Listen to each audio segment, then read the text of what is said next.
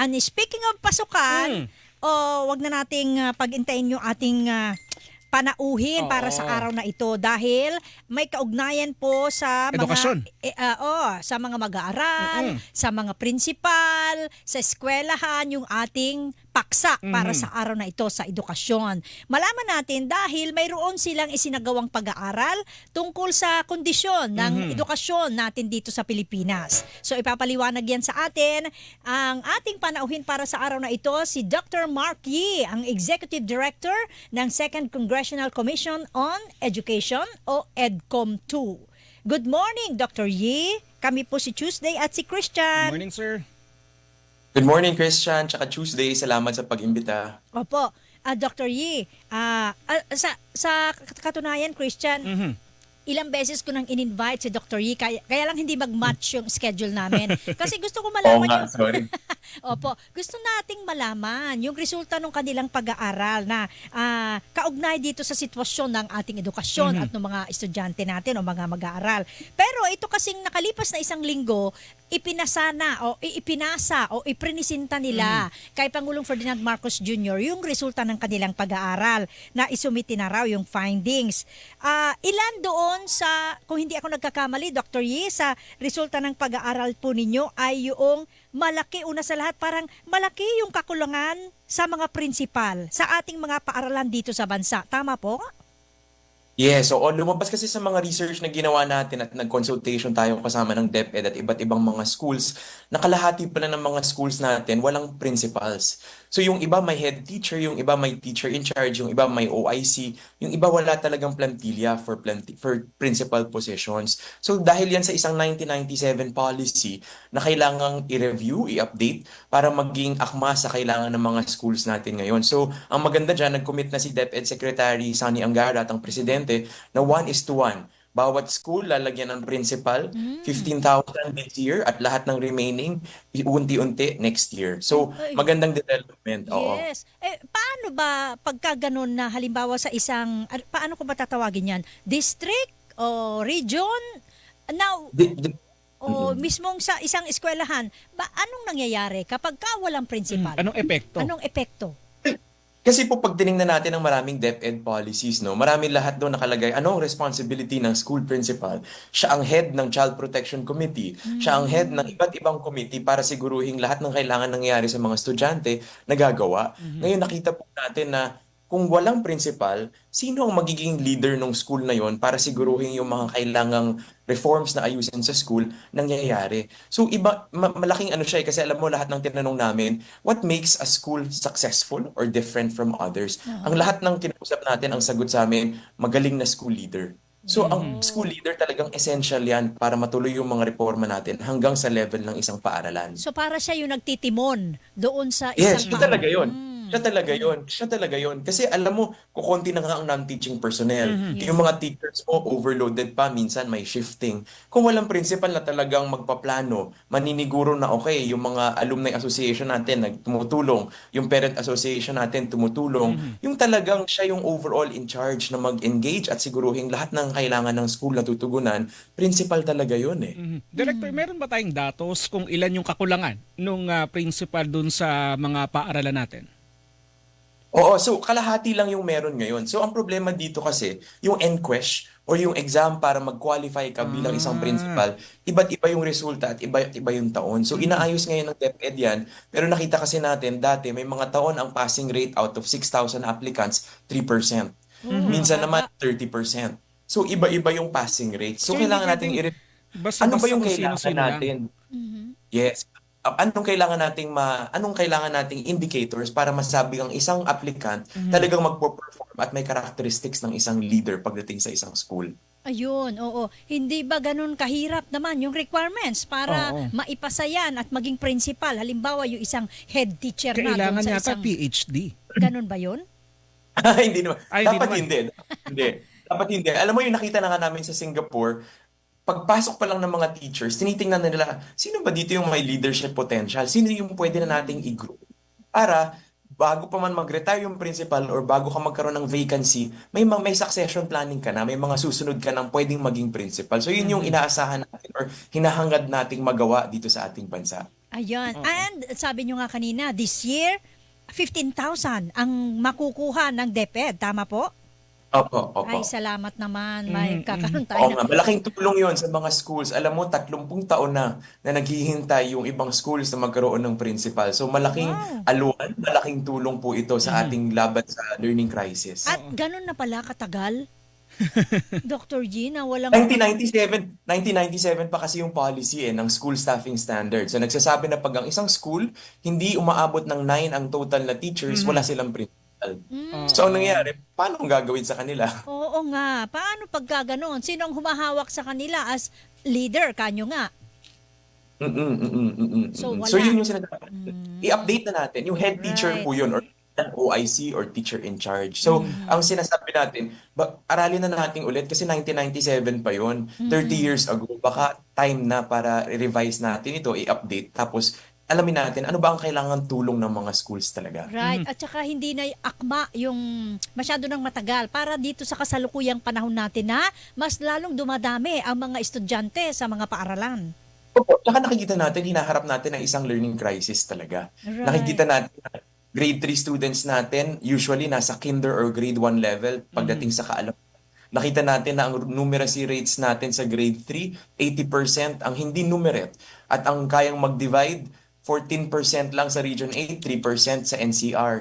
Hindi pwedeng walang leader na talagang tutugon kasi isang laban na malaki ang kinakaharap po natin. Kailangan ng magaling at saka resourceful na leader para siguruhin lahat ng bata natututo. Oh, ay, parang isa sa nakita ko din na result ng pag-aaral ninyo, sabi niyo doon, parang naglalag behind tayo ng 2 or 3 years doon sa Na mga paghuhulihan. yung mga grade levels Yeah. natin.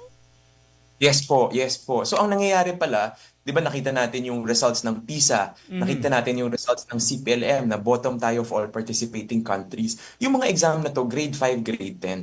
So kung magfo-focus tayo ng mga interventions sa grade 5, grade 10, baka pala hindi akma. Kasi pag tiningnan mo, maaga pala yung pinag-uugatang problema. Kinder to grade 3 pa lang, paglabas ng grade 3, yung basics, yung foundations ng numeracy at literacy, hindi pala na-attain ng ating mga estudyante. Kaya pagdating sa higher levels, nahihirapan silang mag-understand ng mas mahihirap na konsepto. Kaya ang sinasabi nga po namin, marami tayong problema sa edukasyon ng Pilipinas, pero ang pinakamahalaga yung pundasyon. Regarding 0 to 8 years old, kinder to grade 3, walang batang gagraduate ng grade 3 na hindi nakakapagbasa. Kasi pag nagawa po natin yun, lahat ng susunod na problema natin, mababawasan. with that Yung specific pangailangan ng remediation, yung catch-up na ginagawa natin pagdating sa higher grade levels, hindi natin kakailanganin kasi bata pa lang, yung basics, meron sila. Director, with that specific problem, ano yung minungkahi niyong solusyon? Dahil nga binabanggit nyo, medyo lag behind ng 2 to 3 years?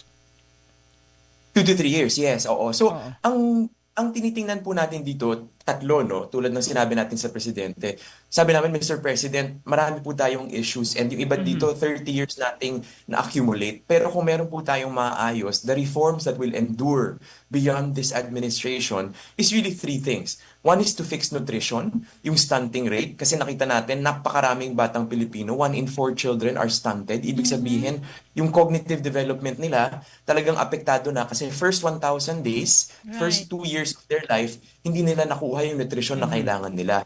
Ikalawa dito yung early childhood education. Yung makapunta sila sa isang daycare center or child development center pagdating ng 3 to 4 years old. Kasi napakahalaga nito para ma-prepare sila sa pag-aaral. Nakita natin sa mga data na yung may access sa early childhood education, mas mababa ang dropout rate, mas mataas yung completion rate, doble yung kakayanang makaabot sa literacy na kailangan niya, at yung posibilidad na umabot siya ng high school at college talagang napakataas. Yun. So, importante natin yung early childhood education. Tsaka ikatlo nga, yung foundations, kinder to grade na natuturo ng maayos, nati-check natin ng maayos taon-taon mula grade 1 to grade 3 na ang bata talaga may literacy tsaka may numeracy. Ayan. Nabanggit nyo yung Child Development Centers. Isa yan doon sa pagkakaalam ko na nitong nakalipas na isang linggo ay inaprubahan ni Pangulong Ferdinand Marcos Jr. yung 700 million pesos na budget para sa pagtatayo niyang CDC na yan. Ano po ba ang kaibahan yung Child Development Center doon sa existing na natin ngayon na mga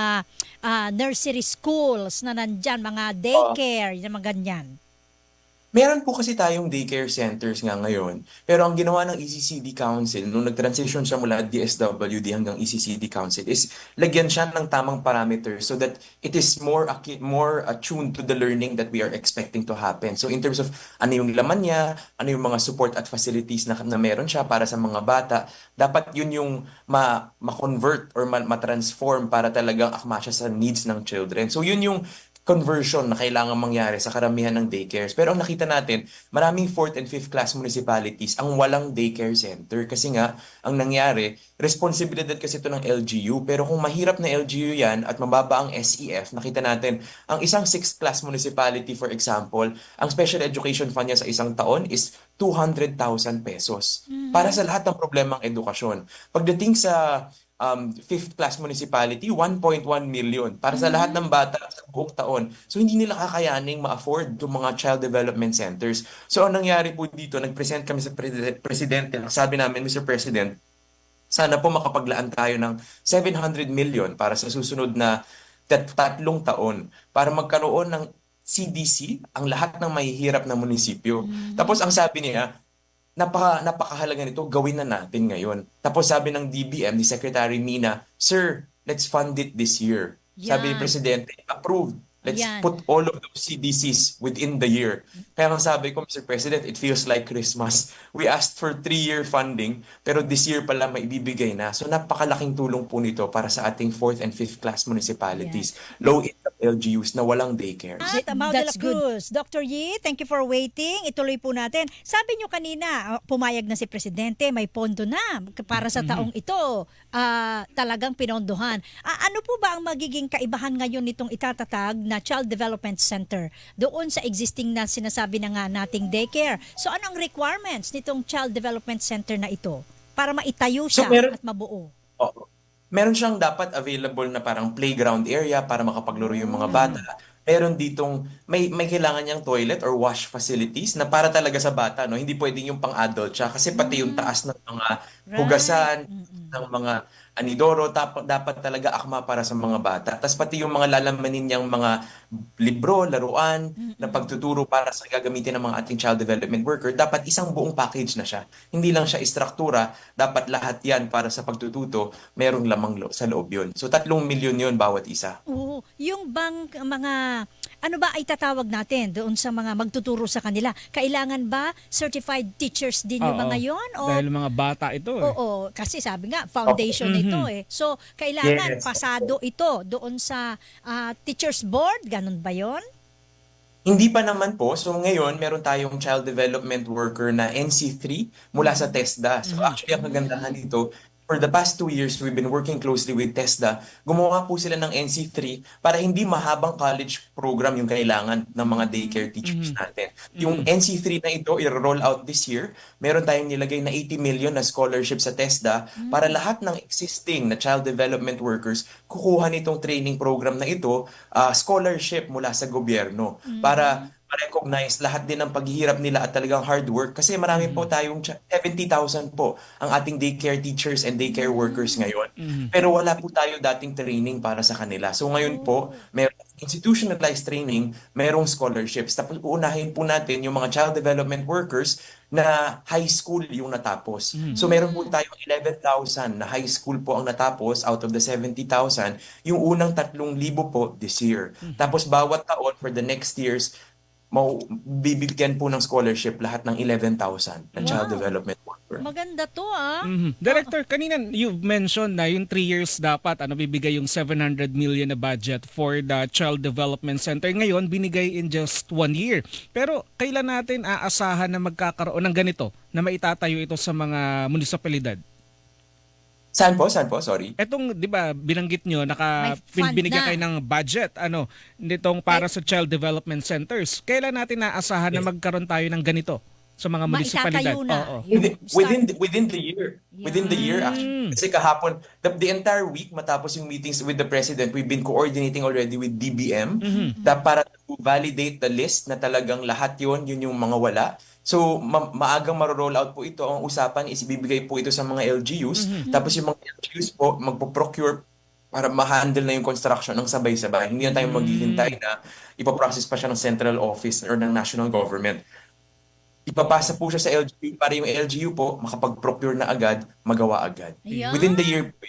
Within the Eh, year. magandang balita ito, ano? At para masimulan na nga rin. Within the year. Oo. Yes. So, Opo. tama. Mhm. So, halimbawa ako, Dr. Ye, may anak akong 3 years old. Mhm. Ipapasok ko siya dyan sa CDC. Yes. I-enroll ko rin siya. Parang ganun ba yung mangyayari? At ito ba ay libre ba ito na Oo. ipapasok yung Libre bata po. doon? Libre po. Yun. May Libre qualification po. ba, Libre po. Director? Kailangan indigent yung family or anyone? Hindi.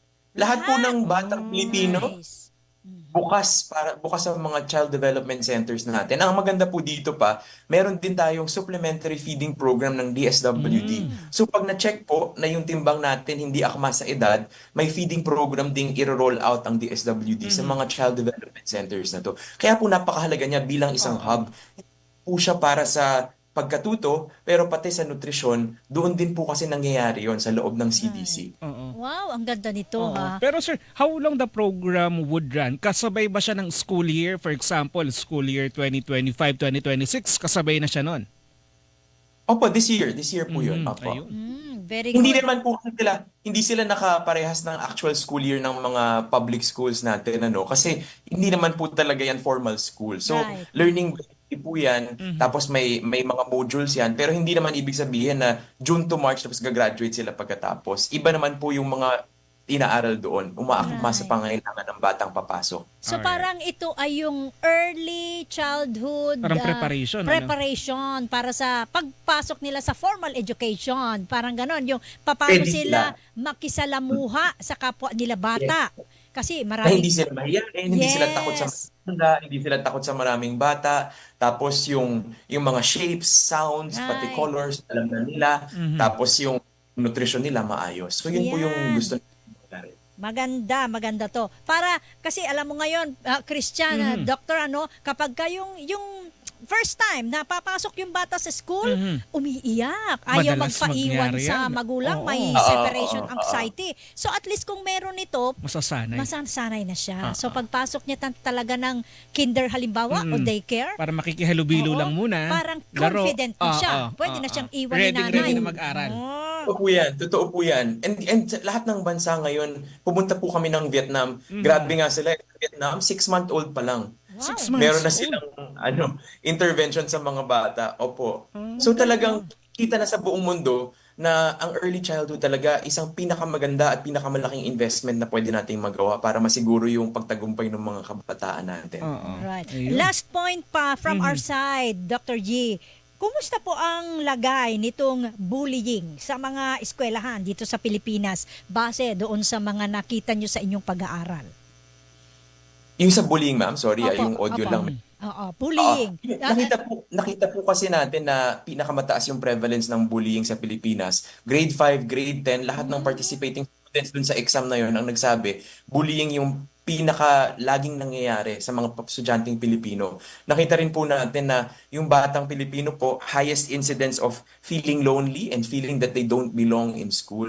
So the past months, actually, I think nakwento ko po ito dati, we've been working with DepEd to amend the implementing rules and regulations of the Anti-Bullying Act of 2013. So mangyayari po, hindi na iaasa sa isang child protection committee na non-existent naman kasi kung wala kang principal, wala kang guidance counselor Yes. kasi plantilla position natin. Tapos, wala ka din namang representatives ng barangay and parents kasi hindi naman pwedeng sila yung magmamatsyag araw-araw. So, Correct.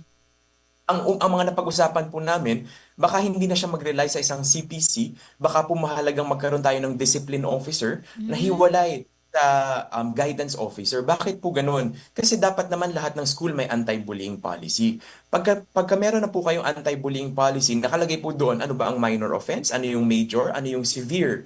Pag malinaw na yon, malinaw din kung ano yung kailangang intervention na gawin. Pag kailangang i-implement yung policies ng school, hindi pwedeng si guidance yun. Kasi kung si guidance yun, yung bata matatakot na sa guidance counselor natin kung kailangan niya ng suporta sa kanyang formation or meron sa kanyang psychological support, hindi naman pwedeng yung discipline o yung kung sinong magpapunish or sino yung magbibigay ng mag-i-implement ng localized anti-bullying policy, siya rin yung mag-guide kasi usually kinatatakutan. So dapat paghiwalayin natin. Iba yung magdidisiplina, iba yung magbibigay ng suporta.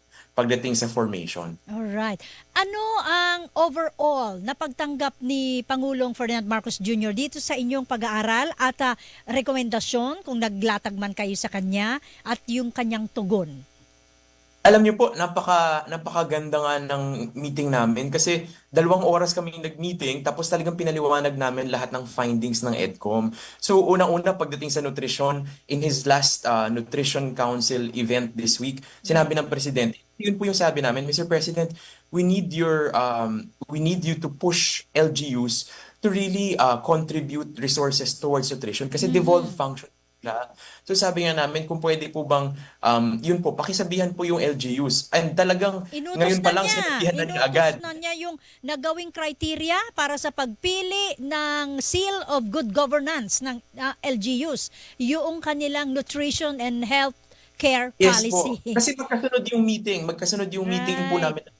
Tapos sabi ni Pangulong Marcos, sabi niya, ito, we should put this in the SGLG. We should make sure that stunting indicators are in the SGLG. So, agad-agad po talaga yung action niya. Kaya napakasaya po namin. Tapos yung program convergence budgeting na lahat ng pondo ng national government na ilalaan sa nutrition, nilagay po nila sa program convergence budgeting under the instructions of the President and the leadership of DBM Secretary Pangandaman. So, ang mangyayari po ngayon, lahat ng funding natin mula first 1,000 days, school-based feeding, pati supplementary feeding, titingnan muna sa kabuuan saan siya pinakamahalaga para matugunan ang stunting. So ikalawa po is yung sa Special Education Fund kasi tulad ng nabanggit po natin, pag mayaman ng LGU, First Class Municipality, 14 million, 13 million yung kanyang SEF. Pag mahirap na LGU, 1,200,000. Talagang hindi pwede. So sabi nga niya, pag-aralan natin. So ang ginagawa po namin for the next 2 weeks, we're working closely with DepEd, DILG, and DBM para mag-present ng proposals para may magawa daw na action dito. Kasi sabi ng Pangulo, hindi pwedeng panatiliin natin ganito to. So, pati yung pinresent po namin, yung Teacher Professionalization Act of 1994. Alam niyo po, yung mga music and arts teacher po natin, kung ang inaral po nila is secondary education, major in music, or music major po sila, pero magtuturo sa isang school, ang test po sa kanila is MAPE. Pati yung mga exam na pang PE teacher, pang health teacher, kailangan niyang sagutin. So marami po sa kanila bumabagsak kasi iba yung inaaral sa university, Tugma. iba yung tinitest. So ni-request namin sa presidente kung pwedeng i-certify niya as urgent yung bill po natin sa sa Kamara na nag-aamyenda ng batas na ito na 1994 pa po ginawa. So, marami pong action talaga at maraming tinugon ng presidente na sabi nga niya, we've worried about so many things. We've talked about inflation, we've talked about so many other issues.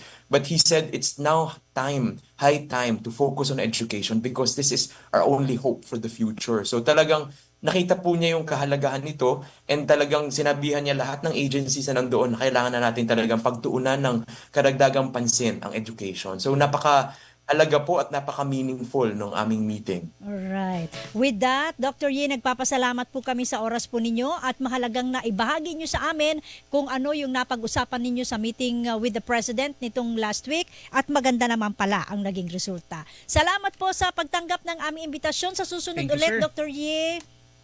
Maraming salamat po, Tuesday, Christian at sa lahat ng nakikinig. Salamat po. Thank you. Kinikilingan, walang pinoprotektahan.